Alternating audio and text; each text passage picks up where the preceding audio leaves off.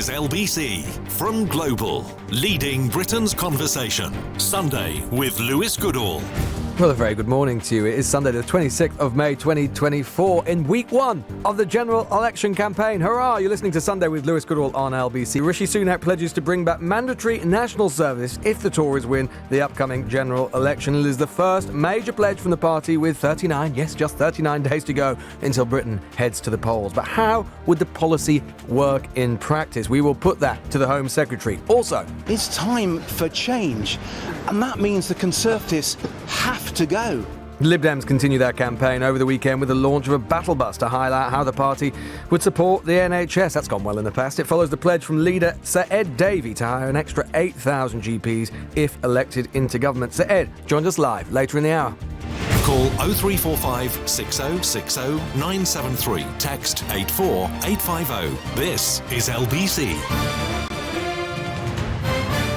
Here we are, just this time last week when I joined you in your living rooms or wherever you happen to be. We did not know that the general election of 2024 would be called on, what was it, Wednesday? And now we know the polling day will be July the 4th. The first July general election since 1945, which doesn't necessarily augur terribly well for the Conservative Party, but it is Rishi Sunak who's got on the front foot, or the front sort of march step, goose step, whatever it happens to be, this morning with a pledge which has taken Westminster by surprise, which is, in an attempt to look forward to the future, to bring back a policy which was first abolished in 1960. And that is, of course, the reintroduction of national service of a type, at least. This is this idea where 18-year-olds would be mandated, forced by law, to either join the army, a relatively small number of people, or join some form of volunteering programme. As I say, taken Westminster by surprise, and I'm going to give you my analysis as to why I think the Conservatives are doing this. And by the way, although in some ways there's a lot of kind of sniggering about it across lots of quarters, and I can understand why that is in all sorts of different ways. I mean, what's next? Bringing back Wimpy, cat o' nine tails. I don't think it's necessarily completely politically stupid for the Conservative Party at the point that they find themselves in. I do want to talk to you about it, and we're going to have lots of analysis about the idea, but also the rest of politics and the politics of the week to come, the contours of the first week, full week, of the general election campaign. So your thoughts on the national service idea, 0345 6060 973, text 84850, as always. But first, to try and explain how it works in practice, because there are a lot of questions about that this morning. Only a few minutes ago, I spoke to Home Secretary James Cleverly and tried to get some answers. I started off by asking him what problem the pledge, the idea of reintroducing national service, is looking to address. Well, one of the things that we have seen is, I think, a fragmentation across the country. So many people, particularly young people, living very much within their bubble, for want of a better word. And we see the implications of that with kind of a coarseness in the national debate and the conversations. And what we are looking to do is find ways of bringing people together. That's why the compulsory element is so important, because we want to make sure that whether you are from a very wealthy background or a less wealthy family, irrespective of your class, your race, your religion, your geography, that you take part in this kind of shared endeavour. And look, hopefully this will also kickstart a generation of people who maintain a lifelong commitment to volunteering. That would be fantastic as well. So there is a phenomenon that we've seen increasing, and we want to take action to reverse that. But what's the evidence that that particularly afflicts young people? I mean, the coarseness you're talking about afflicts the whole population. I mean, I do an LBC show. I get a lot of very coarse older people ringing me up. Maybe we should extend compulsory national service to them. Well, the point is that we, as I say, we're trying to build a multi-generational habit, and we are planning for the future. We have a plan for the future. This is part of it. It's about making bold decisions for the long-term benefit of society as a whole. This is part of it. I've loved my time in the reserve forces, and obviously there is a military element to this national service. The military element will be voluntary. The taking part in the national service scheme will be compulsory, but the military bit will be voluntary. I thought conservatism, Home Secretary, was about freedom. It's not really, and about liberty. There's not really much freedom in forcing adults to do something they don't want to do. conservatism is not and has never been about laissez-faire. What this is about having a plan to deal with the challenges that societies face, and Conservatives have always done that. And what we're saying is that the, as I say, the military element of it will be competitive, but people will need to volunteer to do that bit.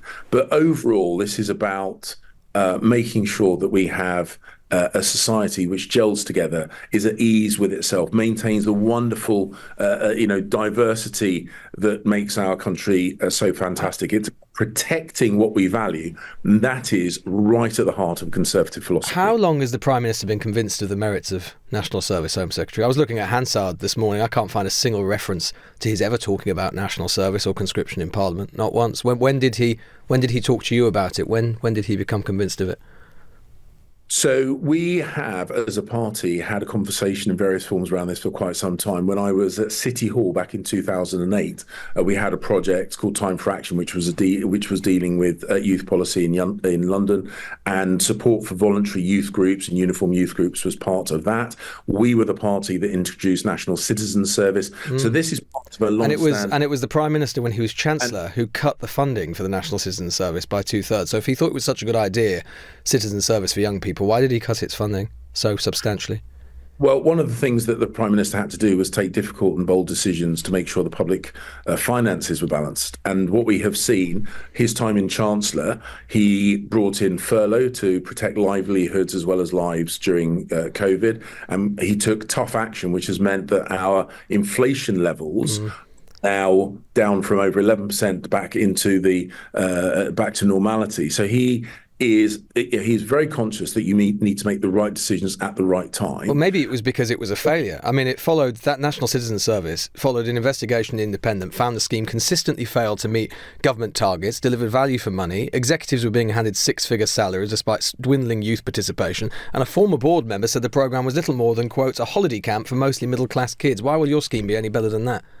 Because everyone will be involved. There was some really good ideas that underpin National Citizen Service, but the thing that really makes this National Service scheme different, and what I think will make it really, really key, is that everybody will be involved.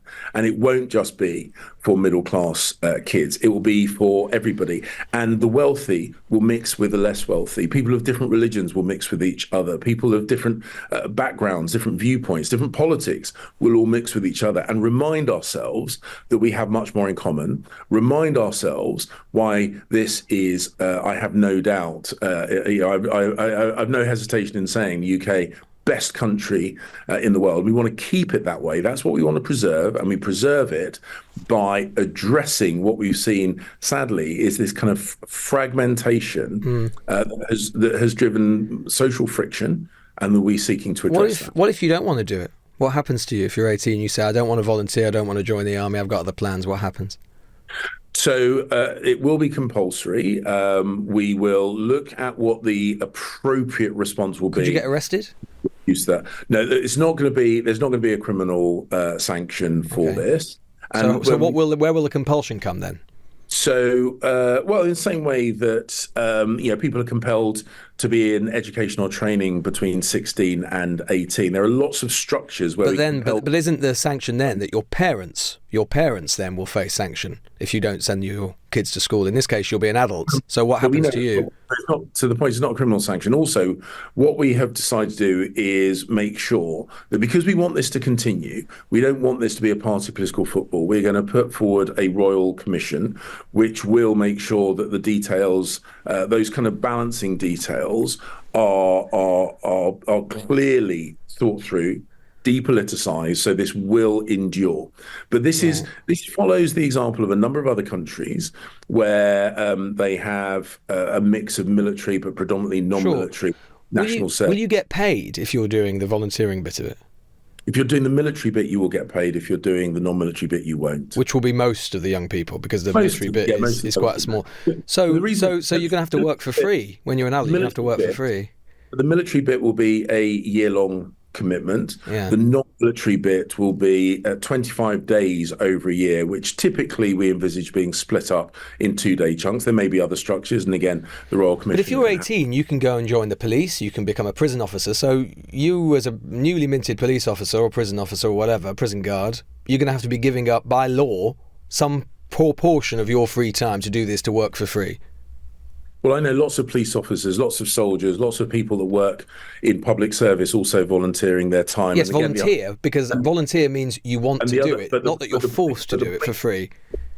But Lewis, the point we're making is a really important element of this is that mixing with people from outside your traditional social circle. What's that got to do with you? What's that got to do with you, Home Secretary? You're a Conservative government. You're a Conservative. Leave people alone to live their own lives. You talk about the nanny state. That's the ultimate nanny state, telling people with whom they should mix.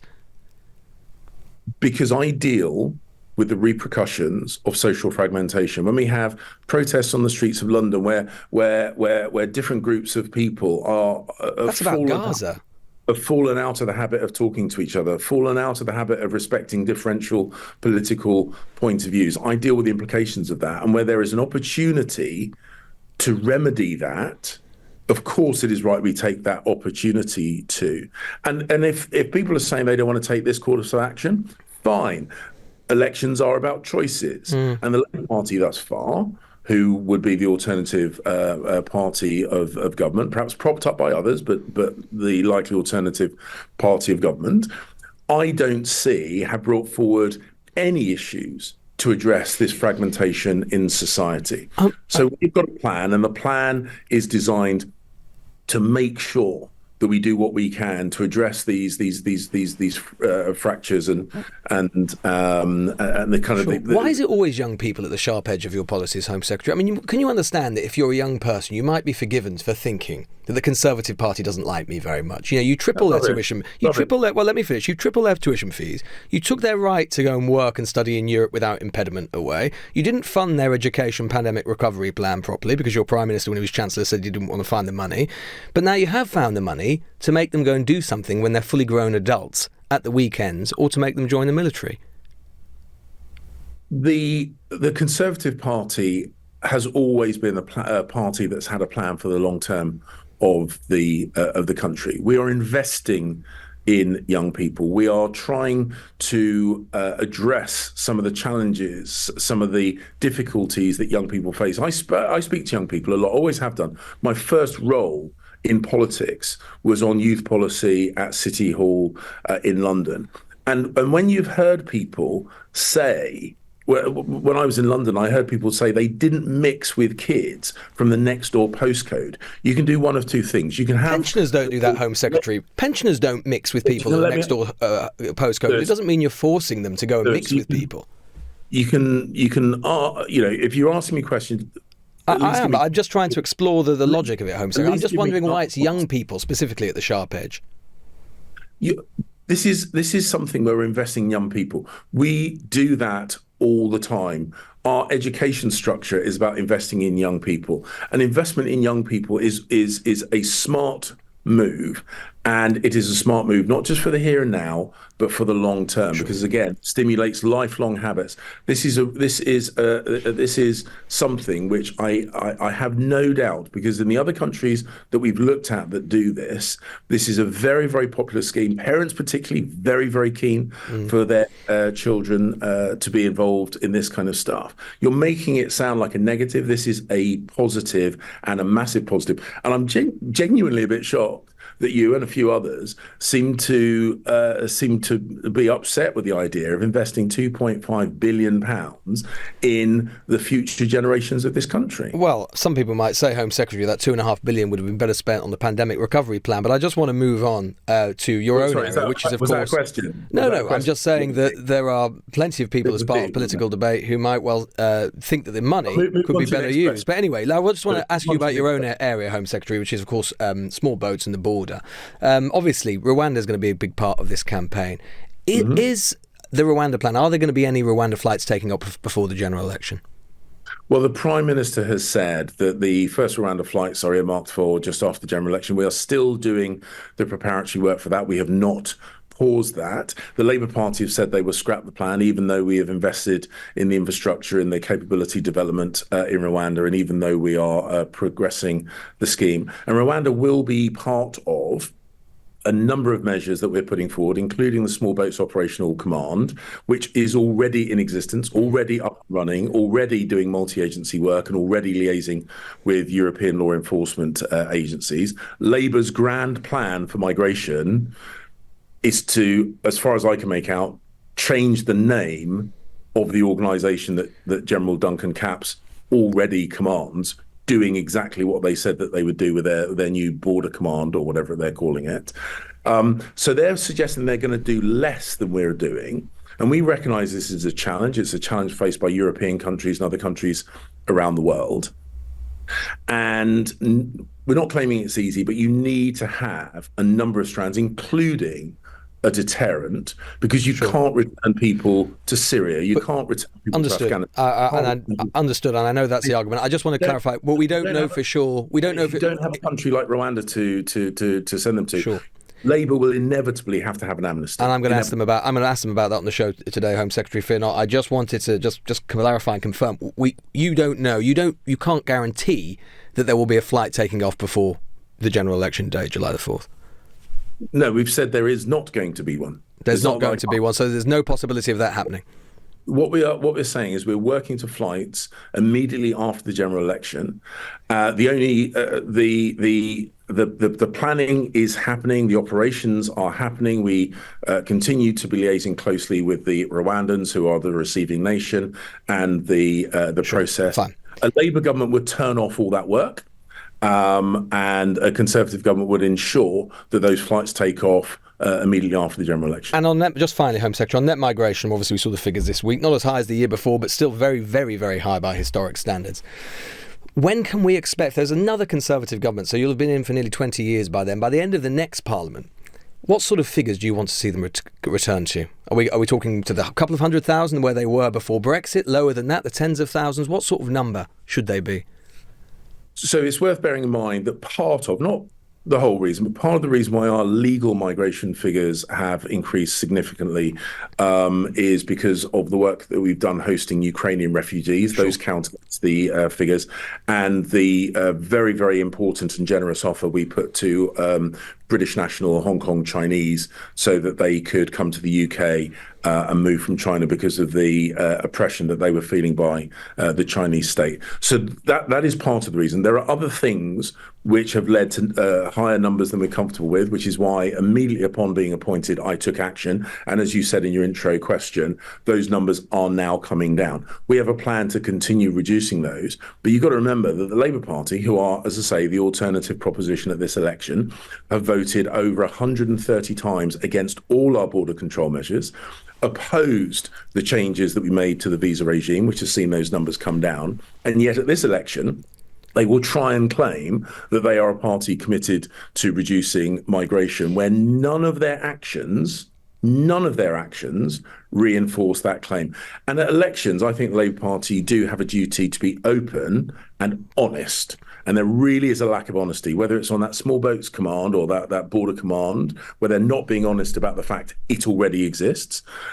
When they are claiming to be the party that wants to control migration, when they voted against all the migration measures that we put forward, they are just not being honest on this incredibly important issue. Nobody is claiming that it is simple, but we are implementing a plan, and the Labour Party do not have one. That was the conversation I had with the Home Secretary, James Cleverly, just before we came on air live this morning. Lots in there, lots to chew over as well, not just on the Citizen Service Plan or the National Service Plan. The Home Secretary said that by the end of the next Parliament, after which, as I pointed out to him, the Conservatives will be in office for nearly 2 decades, net migration will come down. I suppose it'd be extraordinary if he said something else. Small boats, first Rwanda flight, the Home Secretary is saying, will take off just after the election, conveniently enough, just after the election. And he denied, as I put it to him, that if I were a young person, I might be forgiven for concluding that I was always at the sharp edge of the Conservative Party's policies, saying that this was a plan to invest in young people, not force them to do something that they don't want to do. Although, as he said, he is going to force them, or the government is going to force them, because this is a sort of new word in the English language, which is, it's a compulsory bit of volunteering, which you might argue is a contradiction in terms. We will unpack all of that throughout the rest of the show. Lots more to get into, lots more guests here on Lewis Goodall on Sunday. The time is 10:23. This is LBC with Lewis Goodall. If you're sat here thinking, oh my goodness gracious, we've gone back to 1960 when national service was first abolished, you might be forgiven for thinking this is a highly unorthodox start to the Conservative campaign, as indeed it is in lots of regards, except for this. And I actually think, the actual policy we can have an argument about. We'll go to some calls about it shortly. And, how it actually works and the compulsion element. And certainly this idea that the Home Secretary was putting to me just now, that it would somehow sort of salve the wounds, the political wounds of recent years, and it would bring people together in that way. It would be some kind of effective remedy for the political division we've seen. I think is pretty far-fetched. But in terms of the political impetus, the political role this policy is playing, I don't think it is completely crazy for the Conservative Party, because we've got to remember that the Conservative Party is almost fighting this election like an opposition, like a losing opposition. We're going to see more of this. They're not going to be worried. The Conservative Party is not thinking, oh my goodness gracious, are we going to be able to implement this policy by the time we get into government next time? What are the mechanics going to be? No. It's not like that. It reminds me a little bit of how Corbyn's Labour was operating in the 2019 general election. It's about rallying the base.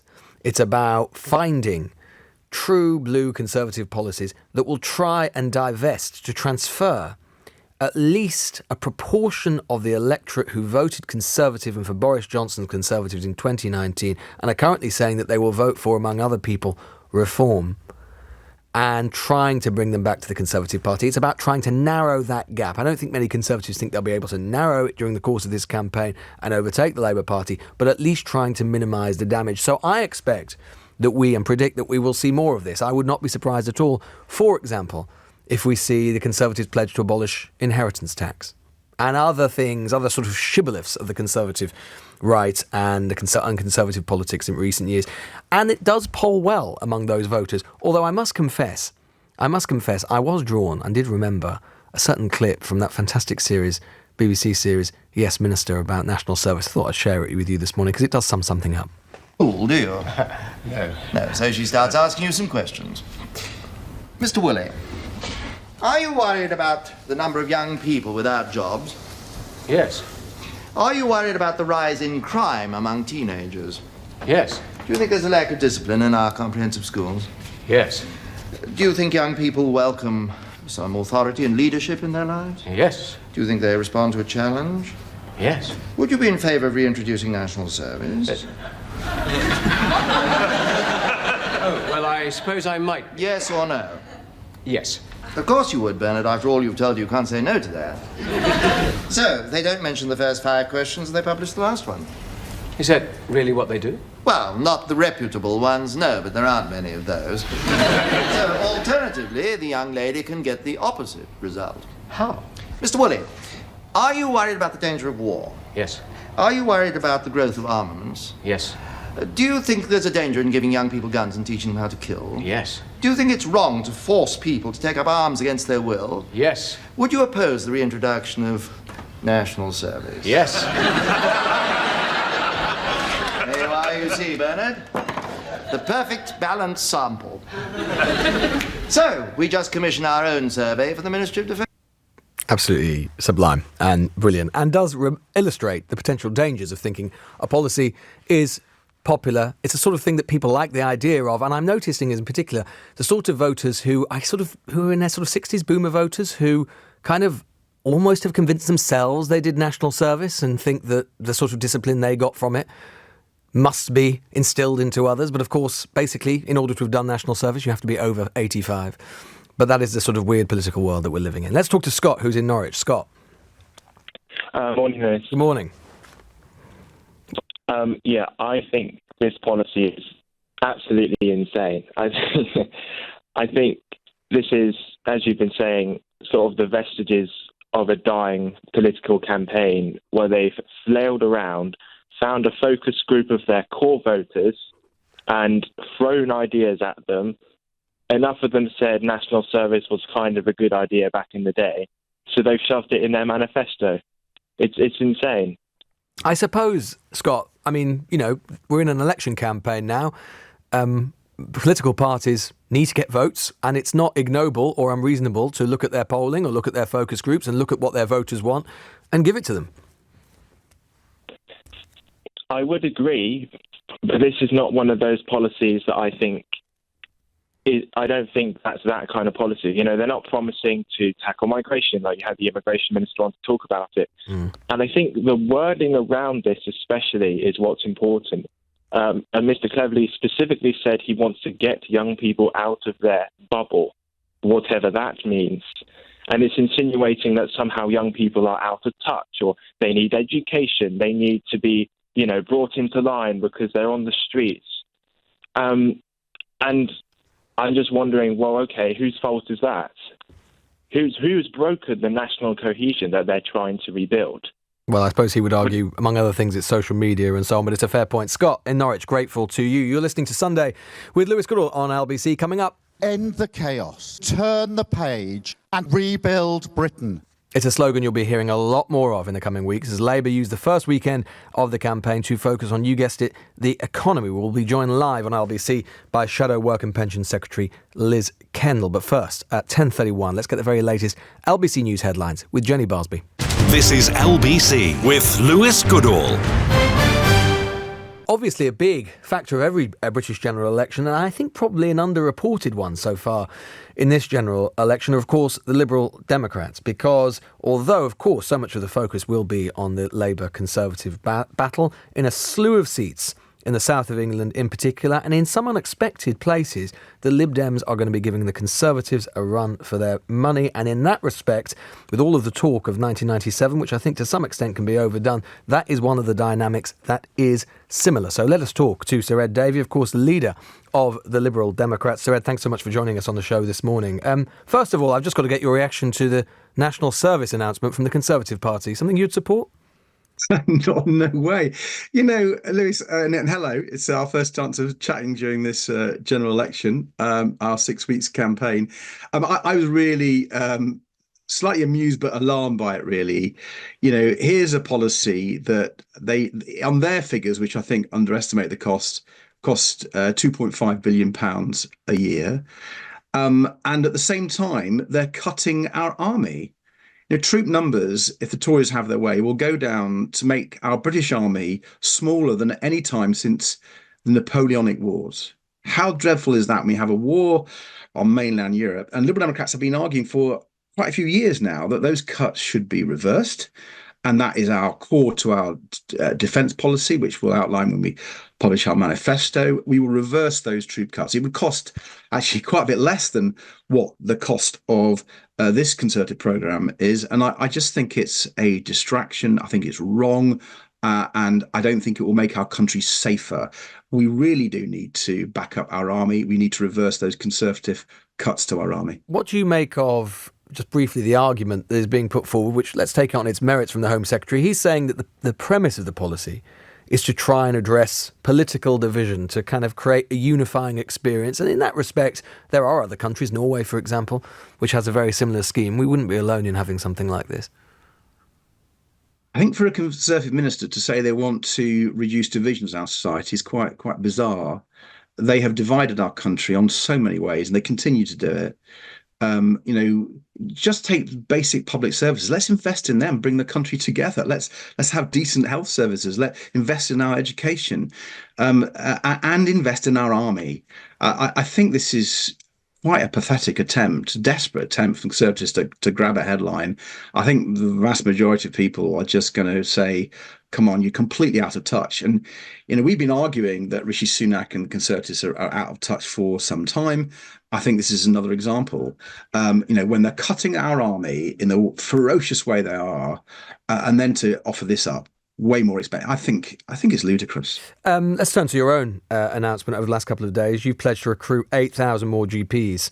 Yeah. If you were to be elected to government, putting the policy, quotes, at the heart of your campaign offer. Yeah. So this is going to create 65 million appointments a year by the end of the next Parliament. Sounds pretty expensive. I always, to some extent, try and rail against the where's the money coming from all the time, but it's quite a big pledge. So where is the money going to come from for this one? Look, I'm really happy to set it out. Let me be really clear what the policy is first, and I really will take you through the costings, Lewis.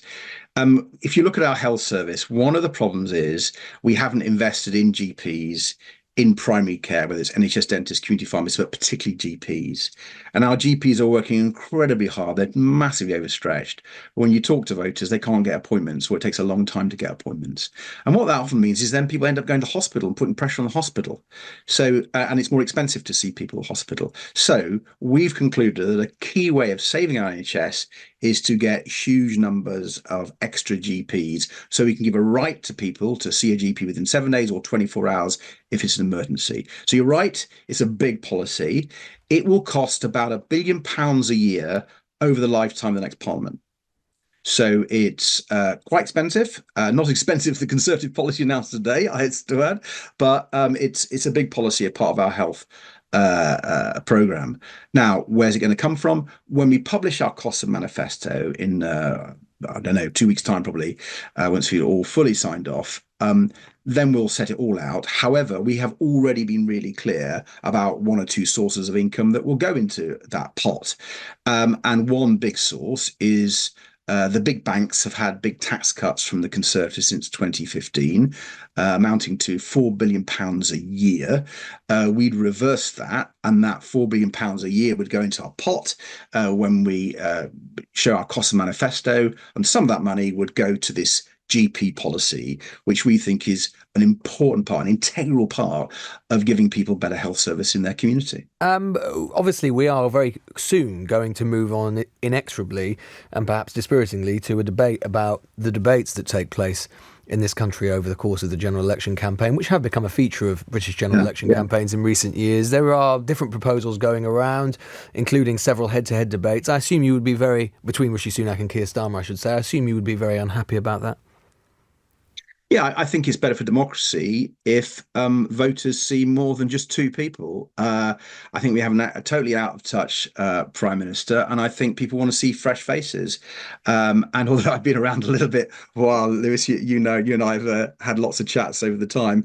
I think this is my first election as leader, yes. And I think we've got some really exciting ideas on the health service, on the economy, on the environment, and many other things, which if we had a debate with not just Labour and the Tories, I think we'd have a different approach. We've got a much more ambitious programme. I'm going to be frank with you, Lewis. We want to transform our country by transforming our political system. I think part of the problem that we have with our health service, environment, economy, and so on, is because our political system is broken. Do you think? I mean, yes. So I think we need to reform our political system, and that's everything from electoral reform to pushing power down to communities, a whole range of pretty ambitious reforms, and Liberal Democrats are the only party advocating for those. To achieve that, obviously, you've been very clear. You want to see the Conservatives removed from office. Would you encourage thing that is often talked about is tactical voting? Would you encourage, even tacitly, as we've seen in the by-elections in this Parliament, in constituencies which are Labour Conservative battles, your supporters to lend their support to Labour or whichever non-Conservative force under first past the post is most likely to dislodge a Tory? Well, Lewis, what I've learned from these party by-elections that we've held, and as you just sort of mentioned, Liberal Democrats have won 4 major party by-election victories in this Parliament, the most since the mid-1990s in Tory heartlands. And what we saw in those by-elections was people making their own minds up, looking at the facts and going, you know what, the people to beat the Conservatives around here are the Liberal Democrats. We like their candidate. They're a local champion. We like the policies they're advocating. We're going to vote Liberal Democrat. In other by-elections, I'll be frank with you, where Labour was better placed, voters made up their own minds and voted for the Labour candidate. And you wouldn't be unhappy in a general election if that pattern were to be repeated? No, I want people to vote Liberal Democrat. Of course I do. The point I'm making to you, Lewis, and it's a serious point, is I don't believe in pacts or deals. I think voters are smart enough to make their own minds up. And sometimes we forget those. The idea that political leaders and parties can move voters around on the chessboard, I don't think that's really really very polite to voters, really. But are you leaving open any space for a pact or deal after the election with the Labour Party? Because you've been very clear you'll never do a deal with the Tories, but you haven't ruled it out with Labour potentially. Well, listen, I'm working incredibly hard. The whole party is to defeat lots of Conservative MPs. When I became leader, I said my top task was to defeat Conservative MPs because I think this Conservative government has to leave office. They're out of time, out of excuses. They should be out of office. What's your biggest critique of Keir Starmer? So, let me just finish the previous question. I'm happy to come on to leave the Labour Party in a second. So that is our focus. Our task this election is to defeat lots of Conservative MPs. And in many parts of the country, we are the only party to do that. You mentioned that yourself in the southeast, the southwest, many of the parts, Greater Manchester, Yorkshire, parts of Scotland, etc. We are the party to beat the Conservatives. For Mr. Starmer, well, I'll be frank with you, I don't know him very well. The only time I've really met him at any length was during state events. Yeah. So I sat next to him during the coronation, which was really nice, and we had a good chat. He wanted to talk about Arsenal. You'd be really surprised. I'm a Notts County fan, so it was a bit of an interesting conversation. And we did talk about the local elections that had happened. But I don't know him well. Could end up knowing him a lot better if you have a deal. Well, so I'm focusing on my own party, of course, as I said to you, and I think I'll be repeating this quite a lot during the election. Sure. And my task is to beat these Conservative MPs, where we are the only party who can do that. I'm going to focus on it laser beam like. I'm not going to take voters for granted, and we're going to put over the Liberal Democrat message on the health service, the economy, and the environment. Just finally, Sir Ed, you will have, of course, seen this week Paula Venables at the Post Office inquiry. Yeah. You were a minister for some of the period while this was going on. You've spoken about it before. You said you felt you were lied to by the Post Office at the time. Two questions, really. What were your reflections upon seeing Paula Venables' evidence? And secondly, do you worry that the continuing lingering after effects of the Post Office scandal will affect your party? Well, on your first question, I think what the whole inquiry has shown is the importance of the inquiry. We need to hold people to account who perpetrate this conspiracy, these lies, and did these appalling things which have blighted the lives of hundreds of sub-postmasters and their family. This is the biggest miscarriage of justice. People need to be held to account. That's why I campaigned for the inquiry. Once the whistleblower had given the evidence and come forward, and we'd seen the High Court in 2019, it was obvious we needed a public inquiry to hold people to account. I support that. Will give my evidence in due course to help the inquiry hold people to account.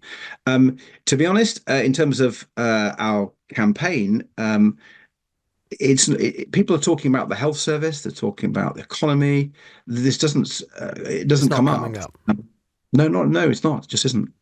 Sir Ed Davey there, leader of the Lib Dems and of course MP for Kingston and Surbiton, was a cabinet minister in the coalition government. That's why I was asking him about the Post Office. Let's talk briefly to Kelmsley, who's in Folkestone, who's got a thought on the national service idea, though. Kemsley, sorry.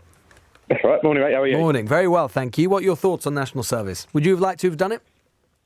Would I like to have done it? Yeah. I was in the army for 15 years anyway. Oh, right, okay. So you did it in another way.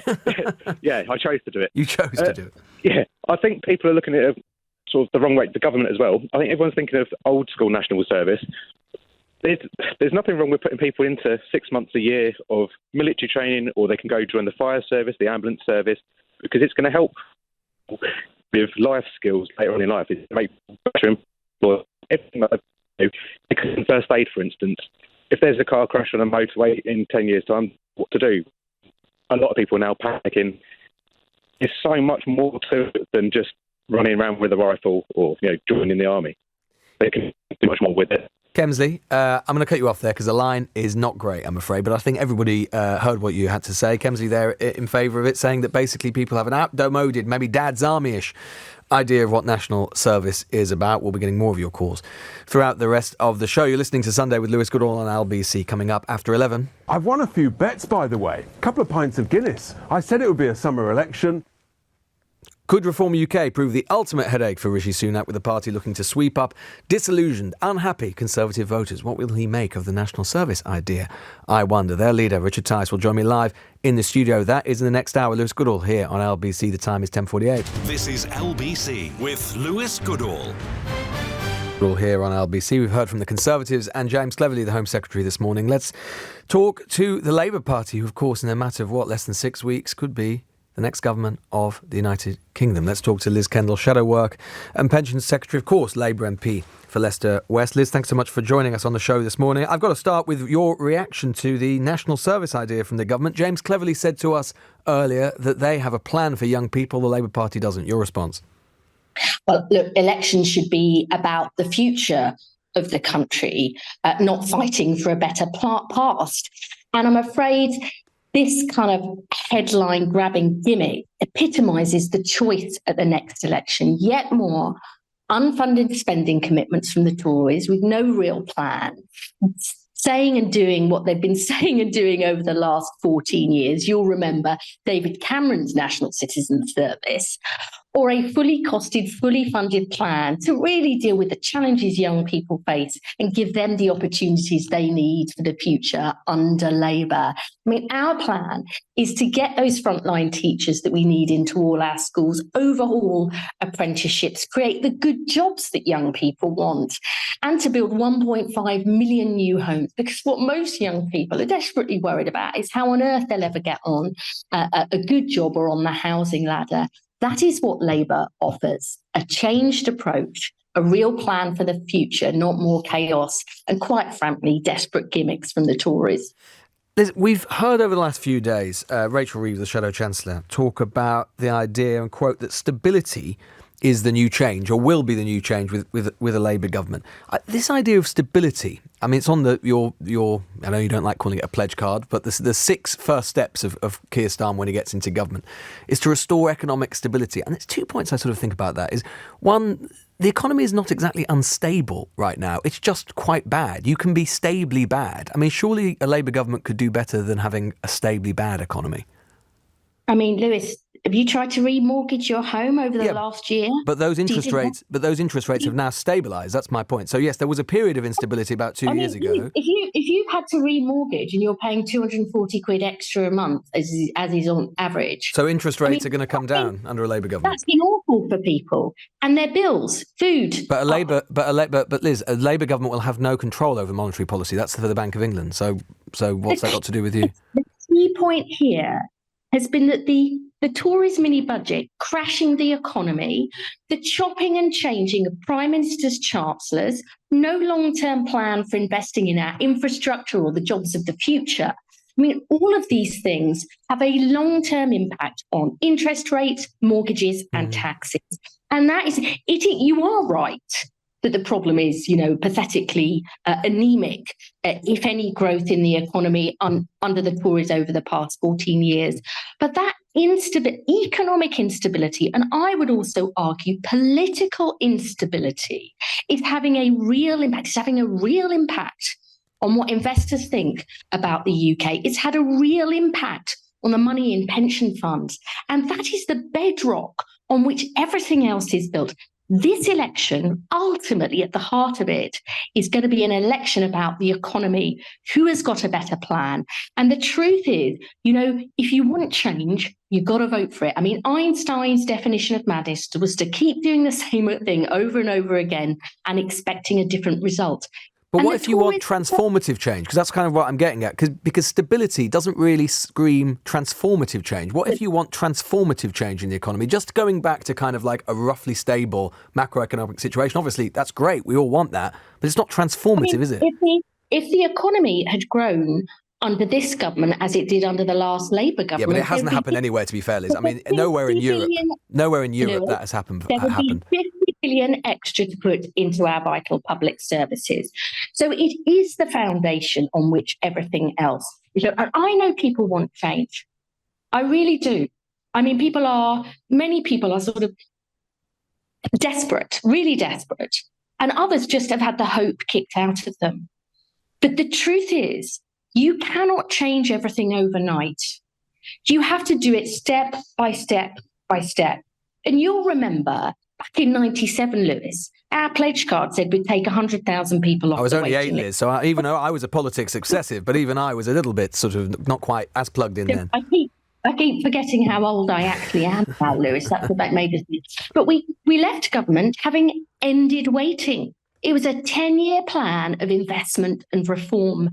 And I actually think it is better for us to be honest with people and saying, in your own lives, you can't change everything overnight. You have to do it step by step by step. Build on economic stability, a clear, fully funded, fully costed plan for the future. I would also think that there's a lot of talk about, what you're promising isn't big, it's not transformative. But do you know what? If you're in pain waiting for an operation, getting that appointment would make a real difference. If your kid gets a brilliant teacher in a key specialist subject in your school, if you can actually bring your kids up safe and not having the nightmare of antisocial behaviour right on your street, that will make a profound difference to your lives. And I'm very proud of that, and we're determined to deliver. Just briefly on your own policy area, we don't need to linger too long on this, but on the triple lock, Labour is going to protect the triple lock. Labour is going to keep it for the duration of the Parliament. Am I right in saying that?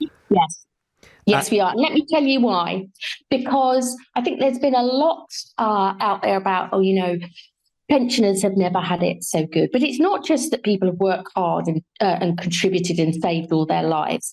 We're actually seeing an increase in pensioner poverty. 1 in 5 pensioners now living in poverty. We're seeing more people have to take their pension early and to spend down their savings because of the Tory cost of living crisis, because of increasing food and fuel bills. And we've also seen pension funds have billions taken off them because of the Tories' mini budget, and that's future pensioners being affected. So we do believe this is a big long-term decision that they need that stability, and that's why we're making that commitment. And then at the other end of the ledger, if you like, the 2-child benefit cap. Among other people, Suella Braverman has said that she would like to see that removed. The Labour Party hasn't said that, I think I'm right in saying. Ironic seeing it was her party that put it in and she voted for it. Indeed. But on paper at least that means that you will. But on paper at least that means that the Labour Party will have a policy on this which is further to the right of Suella Braverman's. How do you feel about that? We voted against that poverty. Look, before I became an MP, I ran the Maternity Alliance, which was a big champion against organisation championing tackling child poverty. I run Feeding Leicester, the programme to end hunger in my city. We will have a bold new cross-government child poverty strategy because we've got to look at all of the issues here. But but would you like to see it removed? But I will only make spending commitments that I can keep because I'm not going to look. But you're going to spend a lot of money on pensioners, but not on this area of poor kids.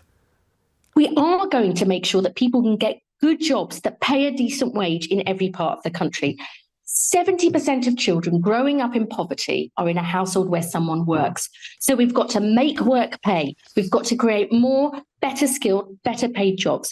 We've got to build decent and affordable housing. I mean, one of the main things that plunges people into poverty. But why can you afford money for rich pensioners but not for poor kids? We can afford support for children. That is why we are promising breakfast clubs in every school. So children start school with hungry minds, not hungry bellies. It is not true to say that we aren't doing anything to tackle these fundamental drivers of poverty. We need better jobs. We need better housing. We need to help children who are not getting food on the table with breakfast clubs and help their mums and dads go out to work too. But we won't make big spending commitments that we can't show how we will fund because A, that's not right to people. We owe them more than that. And B, we have got to get our economy growing because that is at the heart of all of these issues. Liz Kendall, Shadow Work and Pensions Secretary for the Labour Party. A lot in that last hour. We've got a lot more to come here on Sunday with Lewis Goodall. Still to come. Overall, this is about making sure that we have a society which gels together, is at ease with itself. The Home Secretary told us in this past hour that the reintroduction of national service is about bringing the country together. Is that what it feels like to you? We'll continue to take your calls. Also, I'm making an open offer to people right across the country. I genuinely do not care how they voted in the past. What I care about is where we're going together. As Labour hope for a landslide, the rest on the shoulders of the party's Scottish counterpart. We will speak to Sarwar, the leader of Scottish Labour, to see if he reckons he is up for the task. Richard Tice from the Reform Party as well. All of that is in the next hour. Your thoughts on 0345 60 60 973. You're listening to Sunday with Lewis Goodall here on LBC. This is LBC with Lewis Goodall. Sunday with Lewis Goodall reporting for duty this Sunday morning. Now we are going to just case you're just joining us, recap our conversation with James Cleverly, the Home Secretary, about the question of national service. Then we're going to be getting the thoughts of Natasha Clark, of course, our very own political editor, on what she's heard so far this morning with Kendall, Davey and Cleverly. And we've got lots more interviews to come as well, not least with the Scottish Labour leader, Anas Sarwar, and the leader of the Reform Party, Richard Tice. See lots of people messaging me on Twitter going, where about all the other parties? Why do you always talk to Richard Tice? They unveiled their manifesto this week. Everybody calm down. During this general election campaign, I'm afraid to tell you that you will occasionally hear from political figures that you might not care for. That is the nature of pluralist broadcasting. Anyway, earlier I spoke to Home Secretary James Cleverly about his party's pledge to introduce national service for 18-year-olds. Here is a little of our exchange. Why is it always young people at the sharp edge of your policies, Home Secretary? I mean, can you understand that if you're a young person, you might be forgiven for thinking that the Conservative Party doesn't like me very much? You know, you triple their tuition. You triple their tuition fees. You took their right to go and work and study in Europe without impediment away. You didn't fund their education pandemic recovery plan properly because your Prime Minister, when he was Chancellor, said you didn't want to find the money. But now you have found the money to make them go and do something when they're fully grown adults at the weekends, or to make them join the military. The Conservative Party has always been a party that's had a plan for the long term of the country. We are investing in young people. We are trying to address some of the challenges, some of the difficulties that young people face. I speak to young people a lot, always have done. My first role in politics was on youth policy at City Hall in London. And when you've heard people say, when I was in London, I heard people say they didn't mix with kids from the next door postcode. You can do one of two things. You can have pensioners don't do that, Home Secretary. Pensioners don't mix with people in the next door postcode. It doesn't mean you're forcing them to go and mix with people. You can. If you're asking me questions. I'm just trying to explore the logic of it, Home Secretary. I'm just wondering why it's young people specifically at the sharp edge. This is something where we're investing in young people. We do that all the time. Our education structure is about investing in young people. An investment in young people is a smart move, and it is a smart move not just for the here and now, but for the long term, because again, stimulates lifelong habits. This is something which I have no doubt, because in the other countries that we've looked at that do this is a very, very popular scheme. Parents particularly very, very keen for their children to be involved in this kind of stuff. You're making it sound like a negative. This is a positive, and a massive positive. And I'm genuinely a bit shocked that you and a few others seem to be upset with the idea of investing £2.5 billion in the future generations of this country. Home Secretary James Cleverly talking to me about an hour or so ago. Let's talk to LBC's political editor Natasha Clark now to get her thoughts of where we are on this first Sunday of the general election campaign. Natasha, here we are. It's come at last in a way that we did not necessarily expect, even when you and I were talking about it just before it happened on Wednesday. First of all, this national service thing. You must be talking to Conservative MPs. They're still just about MPs. What are they saying to you? Reporting for duty, Lewis, as are you. Colonel Clark yes. Here on LBC. I've been trying to figure out this morning whether this policy is as popular as the Conservatives say it is. And I was trying to look at some of the polling that's been done, and it's quite mixed. Some of it says that it is popular, but you won't be surprised to hear, Lewis, that it's most popular amongst older people and not amongst the younger people who would actually be doing it. I don't think that will surprise anyone. Another interesting point, this is actually something that was put forward by Onward think tank last year. And you know who works for Onward think tank? It's Will Tanner, who's now in Number 10, working very closely with the Prime Minister. Another interesting observation, I thought, because obviously he's now been looking for ideas that he thinks are going to sort of be those big, bold ideas that hopefully will set him out from the Labour Party. It's fair to say that this has been a very key dividing line amongst political parties this morning. The Labour calling it a gimmick, the Liberal Democrats saying it is just wrong. Even Richard Tice, who you might think it might be a good idea, is now saying that he thinks it's not a good idea. The government, for what it's worth, they say that it would mean a full-time placement for 12 months in the army or 1 weekend a month volunteering in the community. They say it would help generations of people who don't have the opportunities get real-world skills, contribute to their country, and it could include working in the fire service, the NHS or charities. But it won't come in, it's fair to say, until the end of the Parliament as well. A few holes, however, developing in this morning. James Cleverly saying that these people will not be criminalised if they don't do national service, but it will be compulsory. So my question is, well, what does that mean if you don't do it? Does that mean you get fined? He couldn't really quite say. He said they'll be looking at the detail of that. I think it will probably be something like I say, similar to what you would get if you don't go to school. So something like a fine. That's very interesting. But look, like I say, the polling on this is very mixed. It's very favoured by some older people. It's not favoured by the younger ones who'd actually be doing it. The government are trying to say this is an investment in young people, but is it an investment if it's something that they don't actually want to do? Yes. That is a question. Also, the money that it's coming from, £2.5 billion. Some of that is being directed, as you talked to the Home Secretary about earlier today, from levelling up funding. And I think Rishi Sunak will this week now be facing questions. Well, you're now going to redirect the money from levelling up. You said that was a very important part of your government, obviously under Boris Johnson, of course it was. Does that mean that Rishi Sunak is now downgrading this prospect of levelling up in favour of doing something like this national service announcement? Well, indeed so. I mean, I suppose we should say two things, right? One is that there are other countries in Europe that do have similar schemes to this. Norway, I think other Nordic countries do as well. Most countries have moved away from it, but it wouldn't be completely anomalous. Obviously, we haven't had anything like it since 1960. And I suppose I was talking to someone yesterday, Natasha, and we were talking about what would you do if you're Rishi Sunak right now? And you've called this election this really unusual circumstance, right? Prime ministers don't usually go to the country if they're 20 points behind, unless their mandate has expired or nearly expired. He had another 6 or 7 months to go. What do you do? And I suppose the only thing I kept thinking of, I didn't think of national service, was that you've got to close that gap, right? You've got to close the gap with reform, from the voters you've lost to reform in particular. And there are people for whom it polls well. And given that you're not really worried about actually governing with this stuff and actually doing it, why not throw stuff out there and see what sticks? I wouldn't be surprised if we see something on inheritance tax, for example.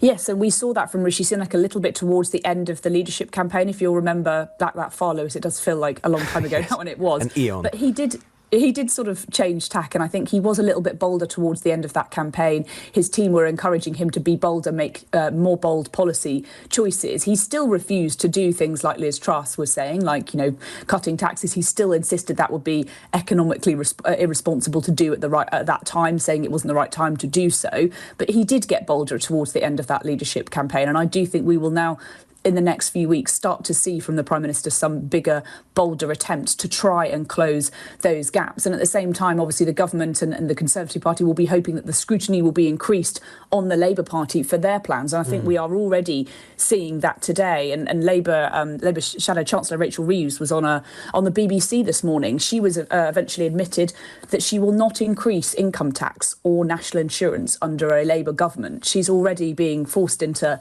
making some of these commitments, promises, pledges, because the Labour Party are now facing exactly the same scrutiny that the government are, because people are thinking, well, these are the guys that could be in power in just another 6 weeks' time. But that's one of the weird dynamics of this election campaign already, isn't it, Natasha, which is that it's almost like psychologically the Conservative Party is acting like an opposition party and throwing out ideas that maybe they're not necessarily thinking they're going to have to actually implement. And a Labour Party, which is already thinking about government very seriously and therefore acting very small c conservatively.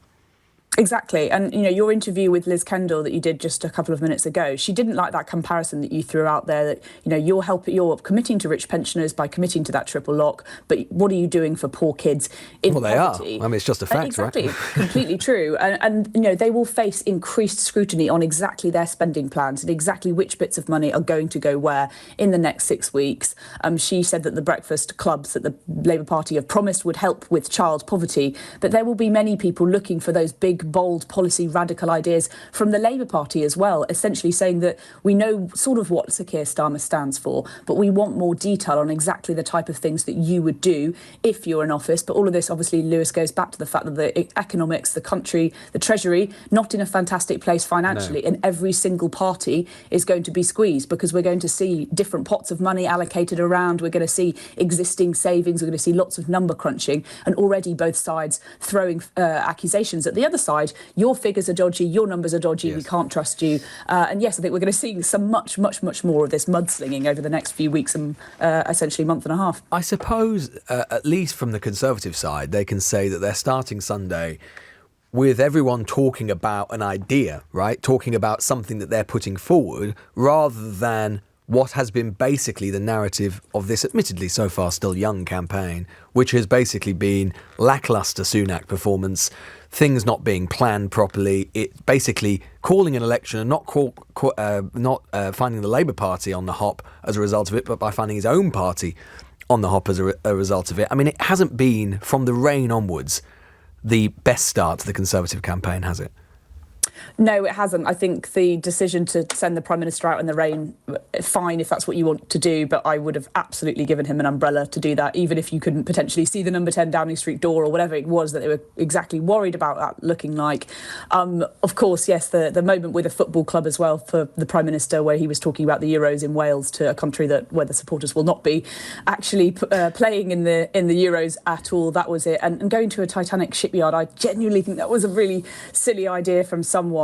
But yes, the Conservatives, would you say that having it on the front page, this national insurance policy, having that on the front page of every national newspaper, of course, for them, they're sort of leading the conversation today, having a debate. But if at the end of the day, everybody realises that they don't like it, that will be a real problem for them. But Labour have not had that same sort of big bang announcement today. Their main bit today, going in today, is Labour are launching a Tory £46 billion fiscal black hole advertising campaign. And again, that's something that they've already been pushing. They think that the party is not committed to pensioners. They've taken out some big advertising, including, interestingly, Lewis, in the Mail on Sunday, those kind of type of readers that they're really interested in trying to hone over to the Labour Party, but they don't have that big, bold vision in terms of their policy that the Conservative Party are doing. Whether you like it or not, people are talking about the Tory policy today. Just finally, Natasha, what's our sense of where the first full week of the campaign is going to play out? Well, obviously, the very volatile. Doubtless we'll be sat here this time next week and lots of stuff will have happened which we hadn't countenanced or considered. But over the next few days, what's your sense of where things are going? I think for the Conservative Party, what I would be thinking about is its D-Day anniversary is coming up quite soon. Be thinking about how you could tie that into the campaign with your promises on defence spending. I think we'll see that much more ramped up from the Conservative Party. But equally, we're all waiting now essentially for those manifestos. Yes. After essentially a week of campaigning, we've been seeing MPs get out and about. All of the party leaders have been in all four corners of the UK. After that, a lot of voters are going to start to be asking, OK, well, what's your policy platform? What's your manifesto? And also, like you said earlier with Davey, Lewis, it's going to be all about those all-important election debates. They've become such a staple in our electoral calendar for the election campaigns. And at the moment, we don't have any news about what they might look like, when they might be. But as soon as we do have a bit more detail about that and who is going to sign up from all of the big political parties and what that might look like, I think that's what voters will be turning their minds to next. So the campaign launch for the manifestos and those crucial all-important TV debates too. Natasha Clark there, LBC's political editor, one of the most best plugged in journalists in Westminster, and of course doing her bit, doing her duty for Team LBC, indeed our own little military here in Leicester Square. We are going to be talking to Anna Sarwar, the leader of the Scottish Labour Party, and Richard Tice, the leader of Reform UK, in the rest of the show, and of course turning to your calls, trying to get more of them in. Such a busy packed show this morning. I think this is very much going to be the theme and tenor of the next 6 weeks. It's so exciting. Lewis Goodall on Sunday, and the time is 11:17. This is LBC with Lewis Goodall. 11:19. Let's talk to Catherine, who's in Muswell Hill, about national service. Morning, Catherine. Morning, Lewis. Well, I found this so-called policy announcement profoundly depressing, and unsurprisingly depressing and populist, because yet again it's about pretending that there are, so-called easy answers to very complex problems. And when you challenge the Home Secretary on some of those problems, my list is a little different from yours, but there is some overlap, just to take three: student debt, a very different job market to my generation, to, the Home Secretary's generation and to previous generations, an unaffordable housing and rental market for the great majority of young people. It's not about addressing any of those problems. The policy aspiration isn't about young people, even though cleverly says it is, and it's not addressed to young people, and you've discussed that in some detail. It's very much addressed to older people. to suggest that, if we could just get everyone return to a social structure in which everyone had a place and a function and a purpose, life would look and feel a lot better for all of us. And, that is incredibly attractive, isn't it, on an emotional level? But the minute you try to unpick it and say, well, look, how would this work in practice? The Home Secretary hasn't got any answers. You challenge him, for example, on what happened with the National Citizenship Programme and how it was implemented and then dropped. The only thing he can say is, we like to make difficult, bold decisions. What? Sorry, what do you mean by that? What's difficult and bold? Well, I suppose, Catherine, he would say, in fairness, the Home Secretary would say, and it's true, there are other countries in Europe, such as Norway and others, which do have similar schemes. So it's not completely outlandish as an idea. I'm not saying it's outlandish, but it has to fit into the landscape of our social structure and our particular social and economic and intergenerational structural problems. And unless you are willing to examine those honestly and in some depth, then move on and let someone else who's willing to roll up their sleeves and do the job do it. That's what I would say to him. And that's why it's populist, because it doesn't actually try to, I've got a 17-year-old. He's looking at applying to university the end of this year to go end of next year. And he wants to get work experience in a hospital or in a lab because he's interested in biomedical sciences, biochemistry, possibly medicine, etc. The unbelievable paperwork and sort of bureaucratic hurdles that are now in place in order to obtain that work experience, because you'll be working alongside and with vulnerable adults, vulnerable children. A lot of the cohort you'll be working with, in fact, are in that category, is enormous. And the idea that you're just going to release a generation of 18-year-olds into so-called volunteering opportunities in hospitals or in charities or in other sort of health settings without creating an insane logjam, not of bureaucracy, but of you're getting clinicians having to babysit, and safeguard people in a way that just clogs up the system. But as you have rightly pointed out, it's not about delivering the policy. It's pure dog whistle populism. Catherine in Muswell Hill, grateful to you. Let's talk now to a man who probably has a bit of a spring in his step in terms of his party's fortunes, and you can't say that about every Scottish Labour leader that has been over the last decade. Far from it. Anna Sarwar, as I say, leader of the Scottish Labour Party, joining us on the show live now. Anna, thanks so much for joining us. Back in, and as I say, this is a relatively unusual prospect recently for Scottish Labour, but you are potentially on the advance and seriously on the advance. Back in 2010, last time Labour had a really good election in Scotland, you won 41 seats. You lost all but one of those in 2015. How many do you think you might be able to recover in this election? Well, look, I've got an old-fashioned view that the more people you persuade to vote for you, the more seats you're likely to win, and we've still got 40 days of persuasion left to do. So I'm really confident that we can deliver a strong cohort of Scottish Labour MPs that can help deliver a majority Labour government and to not just get rid of the Tories, but actually maximise Scotland's influence and deliver the change. And I actually remember, Lewis, speaking to you a couple of years back, not long after taking on the leadership, and we were 32 points behind the SNP. We were up against a First Minister with an approval rating of plus 52, and the questions then were about Labour survival. So it's good to be in a more positive territory, but we've still got work to do, feet on the ground. We've still got to earn people's trust and support so we can deliver that change. Of course, there's been a big change to Scottish political demography since 2010, last time Labour did really well, which is, of course, there were a lot of Labour voters who, between 2010 and 15, and it kind of happened, I suppose, around the referendum in 14, who actually started voting for the SNP for the first time, and many of whom, at least a good proportion of whom, were convinced by the merits of independence, and who might consider voting for you this time, but still be not unionist, pro-independence. What are you saying to those voters? What's your message to those pro-independence, but potentially the sort of voters who might consider voting for you anyway? Look, I'm saying directly to those people that genuinely I don't care how they voted in the past. I don't care how they voted in either referendum. What I care about is now and the future. And actually, looking at the last 14 years, I can understand why people in Scotland have thought Labour can't win. We've got to run a million miles away from this rotten Tory government. And perhaps the only escape route was the SNP on independence. And so I'm saying openly to people who may think about supporting independence at some point in the future, who perhaps supported independence in the last referendum, we may disagree on the final destination for Scotland, but we can all agree we need change right now. So let's go on this part of the journey together, get rid of this rotten Tory government, maximise Scotland's influence and allow us to demonstrate that we can make the UK work for every part of the country, including Scotland. Do you think devolution has worked in the sense that in many areas, particularly looking at education, for example, Scotland has fallen behind England? OK, the SNP have been in office for a long time, but is the answer to all of that more powers for the Scottish Parliament? Do you think the same or fewer? So I don't think devolution has failed. I think devolution is the right project, and we were right to deliver the Scottish Parliament. I don't think the system is the problem. I think the politicians have been the problem, to be frank, because I don't think we've maximised the opportunities of devolution.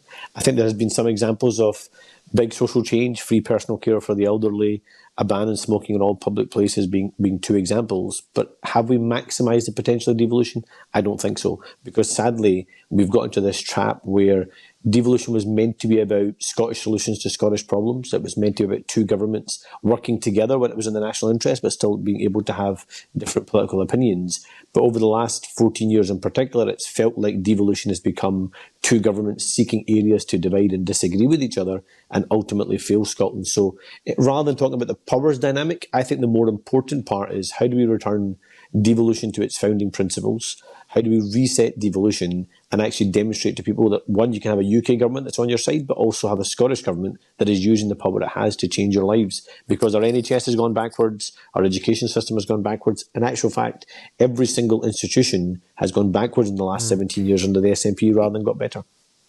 Is there a sense, or do you have some frustration about the National Labour programme being too timid, particularly for voters in Scotland that you're trying to appeal to, perhaps more progressive voters? I mean, for example, I don't know if you heard earlier that I was talking to Liz Kendall about the two-child benefit cap, and she was pretty clear that although the Labour Party is willing to potentially spend a lot of money on rich pensioners for the triple lock, she's not willing to commit to abolishing the two-child benefit cap. Would you like to see movement on that?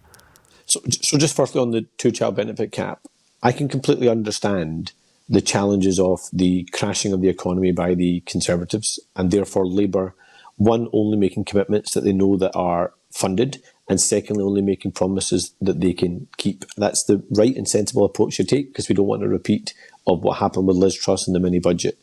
I want the Labour Party to reform universal credit. They've committed to reforming universal credit, and I, of course, will continue to press a UK Labour Party as fast as possible to be able to remove that two-child benefit cap. But I accept we have to Would you like to see it happen finances. Definitely within the course of the Parliament, assuming it's a 4 to 5 year Parliament?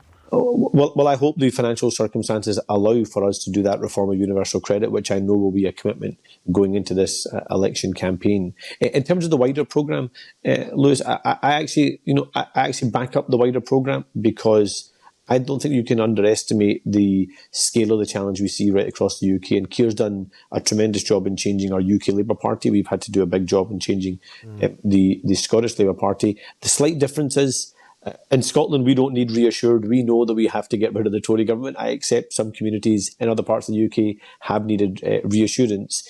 So reassurance, hope and change. We're going to focus on hope and change in this election campaign. Would you be disappointed if there was any dilution of the workers' rights programme that's been put forward by Angela Rayner? Look, it's our DNA. It's who we are as a political party. Angela Rayner has built the New Deal for working people in partnership with our trade union movement. We had big, bold action going into 1997 when we promised a national minimum wage, and there were lots of scare stories then that didn't come true. So it's a centrepiece of Labour programme. We have to get rid of exploitative zero-hour contracts. We've got to end the scandal of fire and rehire, and we've got to deliver a genuine living wage. That's what Labour's going to proudly campaign for in this election and deliver with Angela Rayner's New Deal for working people. I mean, you say that you've got to deliver a genuine, real working wage. I know you've been asked about this morning, but there have been reports that your own family's wholesale business, I know you don't have any shares in it anymore, but your family's wholesale business does not pay all its workers the real living wage. Is that right? So they have a trade union recognition agreement with USDA. They negotiate their pay deals every year with USDA. And my understanding is that not every employee is on the real living wage. But that's, again, another demonstration of why I'm campaigning so hard for a new deal for working people to deliver a real living wage so that we can have collective sectoral approaches on this so we can deliver that fair pay deal. I mean, I know you don't have shares personally. I think your wife does retain a stake. Don't you think that it doesn't send exactly the best message that your own family's firm doesn't pay the real living wage and you say that it's absolutely vital? Well, I imagine there's lots of families across the country, Lewis, who don't exert full influence and command and control on other members of their wider family. Have you not encouraged your family? You're not encouraged your family to pay. Not encourage your family to pay their workers the real living wage. I'm a strong supporter of trade union recognition. I'm pleased they've got recognition with the fantastic trade union USDA. I'm a strong advocate of negotiation with those trade unions around those pay settlements. I'm pleased that they do that with USDA. I'm a strong advocate for a genuine living wage, and that's why a Labour government that I'm campaigning for has a new deal for working people at its heart. And I want to deliver a real living wage, not just for one business. I want a new deal for working people and a real living wage for every worker right across the country. That's what I'm campaigning for and continue to campaign for. Anna Sarwar there, leader of the Scottish Labour Party. You're listening to Sunday with Lewis Goodall on LBC. Coming up, I've won a few bets, by the way. A couple of pints of Guinness. I said it would be a summer election. It's all about the border for reform, but what else does the party stand for? We will try and find out with their leader, Richard Tice, who will be joining me live in the studio. But first, let's get the very latest LBC News headlines with Jenny Barsby. This is LBC with Lewis Goodall. I'm delighted to say that Richard Tice, the leader of the Reform Party, is joining us live in the LBC studio. Richard, thanks so much for joining us. Very good morning. It's a busy time, yes. Full-on election. Yeah, I've got to start really with your reaction to the national service idea. Is this something that you would approve of? Some people might think it was something Reform might quite like, or your voters might quite like. Look, it sounds nice on paper, in theory, until you dig down just about a few centimetres to realise that actually, in practice, in reality, it's completely unworkable. The military don't want it. You only got 75,000 people in the army. And they can't work it. What we should be doing, that used to be 100,000 people 10 years ago. And there's a separate point where actually you could say that some form of civic duty, contribution to national life, could be very sensible. But you've got to look in the details. They've clearly just thrown this out there as a complete gimmick because they're terrified of reform. They're after your voters, They're aren't they, after our voters because they're absolutely terrified. The truth is they've called this snap election because they were terrified of the fact that we're going up in the polls. They're sinking in the polls under sinking Sunak. And they had to sort of say, well, how do we stop this? And so they're just sort of throwing anything out they think might be sort of some form of food for our voters. Well, the reality is our vote is rock solid, and so we're delighted. Well, I've actually won some bets. I think I've won some bets against one of your other presenters here at LBC on a summer election. Look, the truth is that I actually think the country is delighted there's an election. There might be lots of Tory MPs who are despairing. We're more organised and ready and allocated with our candidates, and I think the Tory party is. Any more defections? Any chance of any more defections during this next couple of weeks? Let's just wait and see, shall we, Lewis? You've had wait one. and see. We've had one. You must have been I'm a bit ambitious, disappointed. I'm optimistic. So let's just wait and see. It must have been disappointed not to get someone like Elphick. I mean, they've been going Labour rather than you, which is a bit of a change. No, I'm on record as saying actually that Natalie didn't call, but I'm not sure we would have accepted her if she had. So good enough for the Labour Party, but not good enough for Reform. Well, they seem to have had quite a lot of problems with her, so that's their issue. Nigel Farage have obviously said this week that he isn't going to be standing. Are you disappointed by that? Did you try and persuade him? I'm delighted. I always said that the more help he felt able to give, the better. And he is going to be campaigning with us hard. He's been on a variety of other shows this morning. Yes. He's got a full range of events from here on. So look, he's going to be campaigning hard on the key issues, our key policies, and that's great. So that's going to keep our name front and centre. He's the most experienced politician and most recognised politician in this whole campaign. Did you try and persuade him to stand? I said the more help you can give, the better. And it's a big personal decision, huge decision for him. He's going to get stuck in. That's great. We're holding the polls. We're going to go up in the polls. I think the Tories are going to continue to slip. I mean, their campaign's been completely chaotic, drowned in the rain, drenched out by the boogie blaster of Steve Bray. I mean, the whole thing's just... And then having a press conference in the Titanic Museum. I mean, talk about sort of images and symbols. But Farage said that he was more concerned with what's happening in the US. No, he didn't say that. That's more important. That's a complete misrepresentation of what he said. What he said was he's going to get stuck in campaigning for reform during this campaign. But actually, America is our biggest, most important strategic ally in an ever more dangerous world, regrettably. Yeah. And actually, it's really important. He wants to campaign for Donald Trump, a man who has really sort of cast doubt on the NATO alliance. Actually, from a global safety point of view, the world was a safer place. Whatever people might think of Donald Trump's personality, the world was a safer place under President Trump than under President Biden. Putin wouldn't have gone into Ukraine had How President so? Trump. That's my judgment. Also, isn't that saying that the world was a safer place under Herbert Hoover than FDR? Just because the war happened to start under FDR doesn't mean that it was safer under Herbert Hoover. It's about respect and fear. And Putin feared Donald Trump. He didn't fear Joe Biden. He went Iran feared Donald Trump. Richard, he didn't fear Joe Biden. Trump went to Helsinki, right? And he stood next to Vladimir Putin, and he actually said that he was more inclined to believe Vladimir Putin than he was his own security services. That guy did not fear Trump. Come on, we both know that. Absolute nonsense. Well, he did say that. The fact is evident.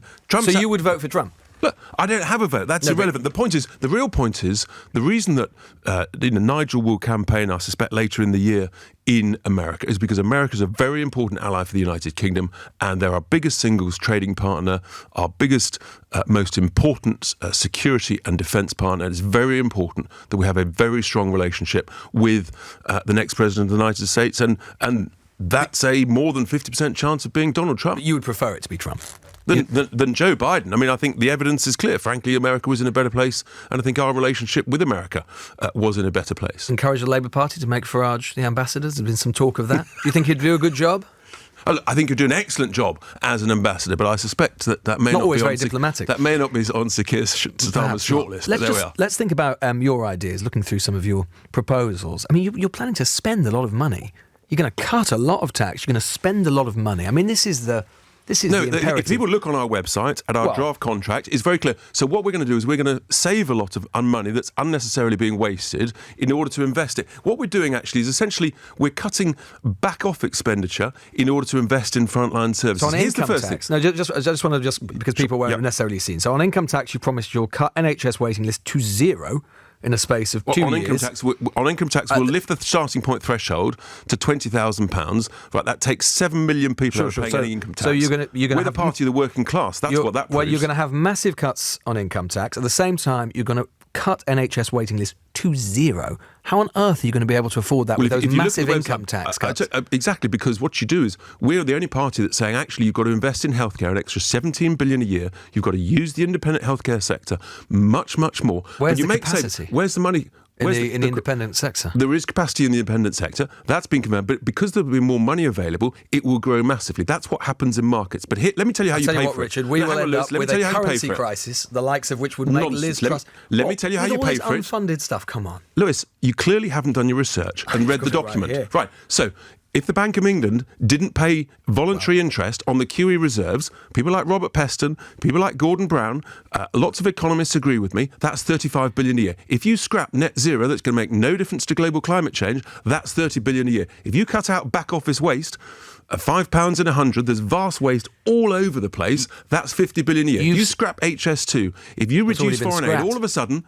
No, the bottom half hasn't. Well, it's nearly all bit. Look, our plan shows, Lewis, 146 billion of savings. The government is wasting money everywhere, and that's the reason we're not growing. We've got the longest recession per person since records You just began described 70 yourself years as ago. the party of the working class. You've pledged to abolish inheritance tax for all the states worth less than £2 million. As I say, you claim your party is the party of the people, part of the working class. Right now, if you're a couple, of course, you can leave an estate effectively 1 million, slightly more than that, tax-free. How many estates, therefore, are worth 1 million to 2 million? Do you know? The number changes every time. But the point is, what that 7, actually it's an attraction to people to stay in the United Kingdom rather than to leave the UK. And do you know who those people are? They're entrepreneurs, they're wealth creators, they're employers, they're really important people to growing the economy in this country and making us great again. Inheritance tax. So by looking at what you want to do is you've got to help the lowest paid, the least well off. That's what our key income tax. But they're not working class people. Those people who will benefit from that policy, are they? The working class people. Top 7,000 estates. The 7 million people who will pay no income tax by lifting the threshold to 20. What that will also help is those who are trapped on benefits. Does it pay at the end of the week to work or not to work? Actually, that'll give them a huge incentive, so it'll reduce the benefits bill. These are the things that will grow the economy and create a sense of aspiration, and work is a good thing. I was looking on Rightmove earlier and just looking at your constituency of Boston and Skegness. Do you know how many houses are currently on the market in that constituency for between £1 to £2 million? No doubt you're going to tell me. 5. So that extremely expensive expensive policy is going to benefit 5 of your constituents. Or that maybe proves 20 my point that we're the party of the working class, because actually our income tax policy will help people in Boston and Skegness more than anybody. Freeing up income tax, lifting the starting point to £20,000. It's an extra net £30 a week for people on $7 billion. Inheritance tax cuts of that proportion will probably cost between 5 to 7 billion. You're ignoring the Huge importance of £30 a week net for the lowest paid, the poorest in society, to help pay their bills, to put food on the table, pay the rent. That's what we're saying, and I think that's really important. We're the only party that actually, I think, is helping the lowest paid. We've got the right policies on energy bills. We should be using our own energy treasure, and actually also on the important issue of immigration. We had the mass immigration figures, complete betrayal by the Tories out on Thursday. And that's adding huge pressure, the population surge, onto, for example, housing. Rents up over 20% in the last 2 years alone. It's the youngest, the least well off, who suffer most. It's simply not fair. Likewise, health, the pressure on the health service with a population surge means longer ambulance delays, longer A&E wait times, longer waiting lists. Yeah, although a fair few of those people, as you know, but I'm not saying it's not a fact, but I'm also saying that, as ever, there are trade-offs with policy. And, for example, you want to reduce immigration, fine. Some of those immigrants will be people who are coming in to the NHS, and you want to cut the waiting lists completely within 2 years. You're going to do that without any immigration. If you read our policy, you'll see that actually you're going to do that without immigration. We want to freeze immigration, except essential healthcare related and social care related roles. That could be still a big proportion of immigration still coming in. The reality is that that's a really important element of it. Okay. About 500,000 people leave the UK every year, so you can welcome smart immigration of a similar number.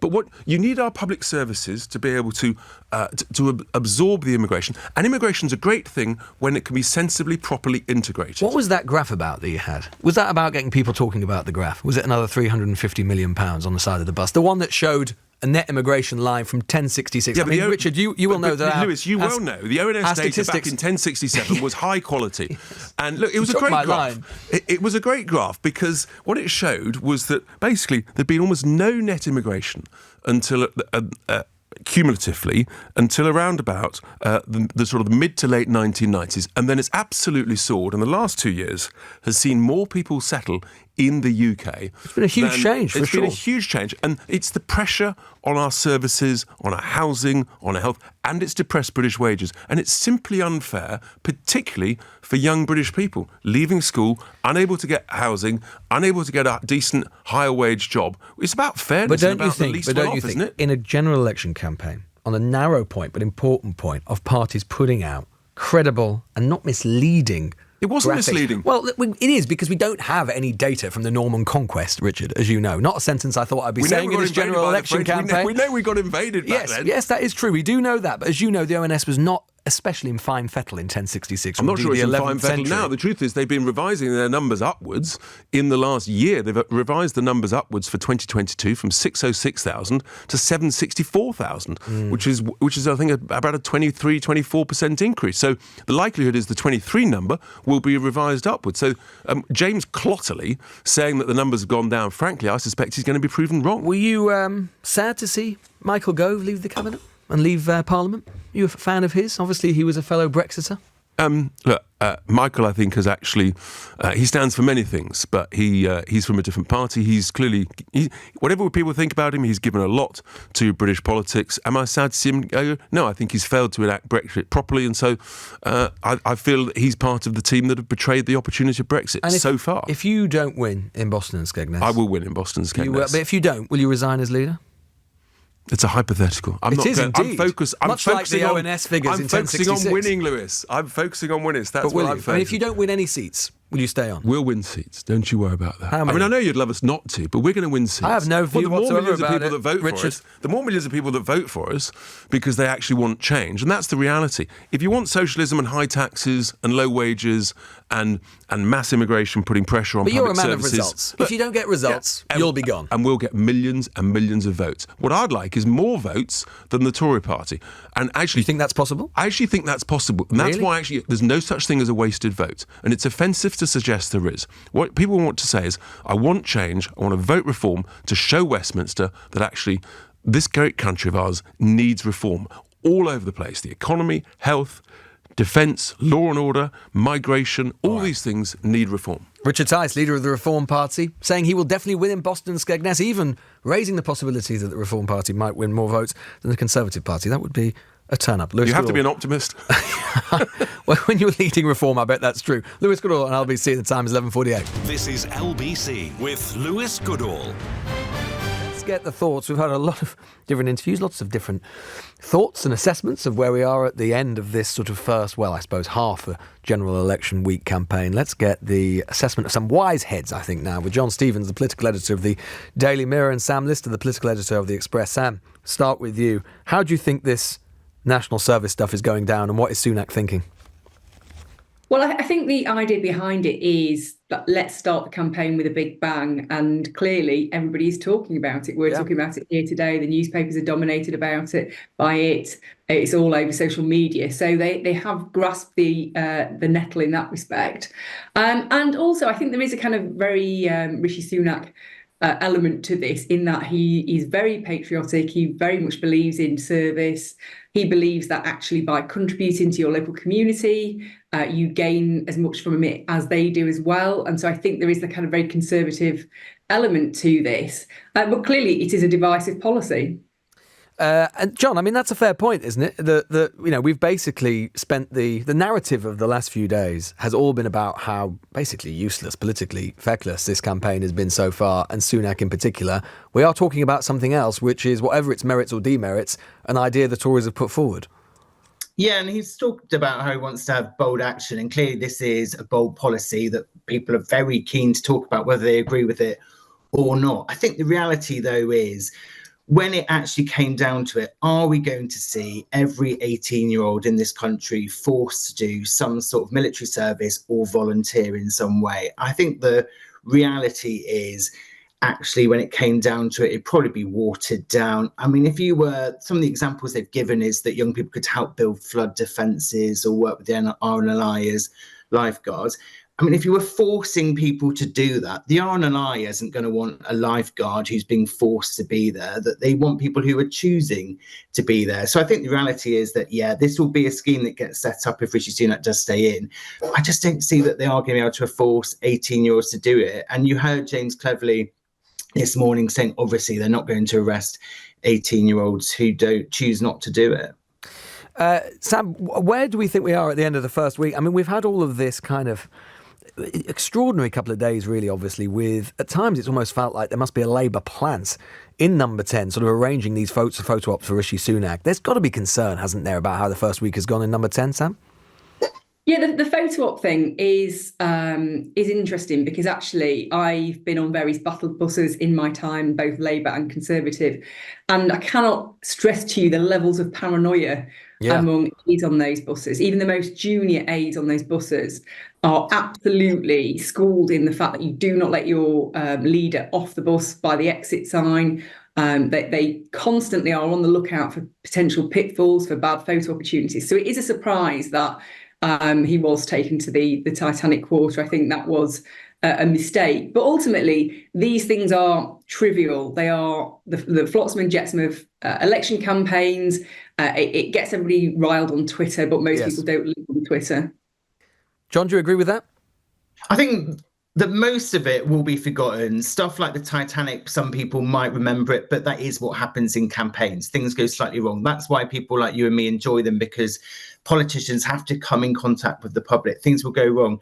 I do think, though, that image of Rishi Sunak in the rain outside Downing Street getting soaked through, that is something that won't be forgotten. Yeah. I'm not sure what choice Number 10 had, because obviously under the rules and what you can do, he couldn't have done it inside Number 10 because that would have been termed as seen as using government buildings for party political purposes. So I'm not sure what he could have done rather than maybe had an umbrella or waited a bit longer. But I think that is going to be one of the abiding images of the election campaign.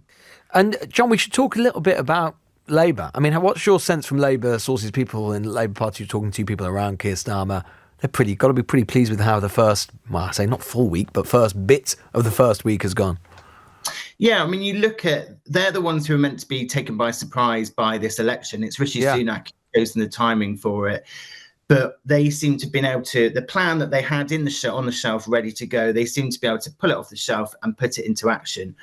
But I think they do very much realise that we are in the early days of this campaign. Yeah. It is going to be 6 weeks. There is a lot more that could go wrong between now and then. And you've got to have big moments like setting out the manifesto, setting out the policies in there. There is loads of things that could potentially go wrong in the next few weeks. And Sam, what do you think in terms of this first full week of the campaign? What are the sort of themes that you're expecting to come up? Yeah, I mean, obviously the economy is always at the heart of everything, and we saw Rachel Reeves out and about this morning. She made quite a bold promise there to not raise income tax or national insurance. Now, the Institute for Fiscal Studies, a respected think tank, has said that there are only three options: cutting spending, increasing borrowing, or putting up taxes to meet the kind of spending pledges that they have outlined. So it'd be interesting to see where she does say those extra pounds are going to come from.